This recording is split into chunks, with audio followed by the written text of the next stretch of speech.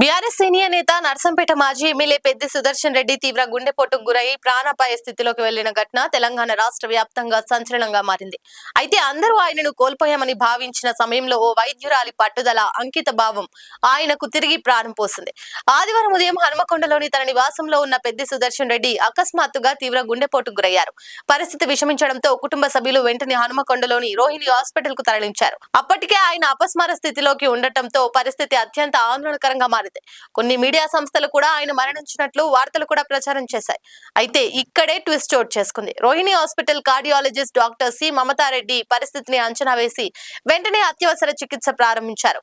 సాధారణంగా గుండె ఆగిపోయిన వ్యక్తికి సిపిఆర్ నిర్వహిస్తారు. కానీ పెద్ది సుదర్శన్ రెడ్డి విషయంలో పరిస్థితి మరింత క్లిష్టంగా ఉండటంతో ఆమె ఏకంగా 9 సార్లు సిపిఆర్ నిర్వహించారు. చివరికి డాక్టర్ మమతారెడ్డి పట్టుదల ఫలించింది. స్పందించని గుండె మళ్లీ తిరిగి కొట్టుకోవడం ప్రారంభించింది. దీంతో ఆసుపత్రిలో ఉన్న కుటుంబ సభ్యులు అలాగే అభిమానులంతా ఊపిరి పీల్చుకున్నారు. మరణ అంచుల దాకా వెళ్లిన వ్యక్తిని తిరిగి బతికి తీసుకురావడం నిజంగా వైద్య రంగంలో అరుదైన ఘటనగా చెప్పవచ్చు. ఈ ఘటనపై మాజీ మంత్రి హరీష్ రావు కూడా స్పందించారు. పెద్ది సుదర్శన్ రెడ్డి ప్రాణాలను కాపాడేందుకు చేసిన కృషికి డాక్టర్ మమతారెడ్డిని ప్రత్యేకంగా అభినందిస్తూ సోషల్ మీడియాలో పోస్ట్ చేశారు. లైక్ చేయండి, షేర్ చేయండి, సబ్స్క్రైబ్ చేయండి. మరిన్ని వీడియోల కోసం బెల్ సింబల్ పై క్లిక్ చేయండి.